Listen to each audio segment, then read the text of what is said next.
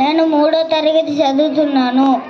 ఈరోజు మనమంతా ఎంతో సంతోషకరమైన ముఖ్యమైన రోజును జరుపుకోబోతున్నాము.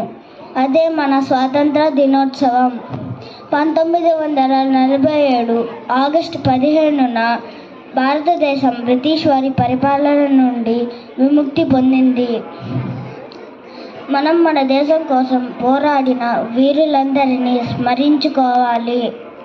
వారి త్యాగాల వల్లే ఈరోజు మనం స్వేచ్ఛగా జీవిస్తున్నాం.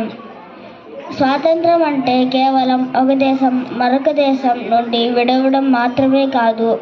అది ప్రతి ఒక్కరి స్వాతంత్రంగా బతకడానికి, అభివృద్ధి చెందడానికి మరియు భావితరాల కోసం ఒక మంచి సమాజాన్ని నిర్మించడానికి ఒక అవకాశం. ఈ స్వాతంత్ర దినోత్సవం సందర్భంగా మనమంతా ఐక్యంగా ఉండి మన దేశాన్ని మరింత కృషి చేయడానికి, అభివృద్ధి చేయడానికి ప్రతిజ్ఞ చేద్దాం. జై హింద్.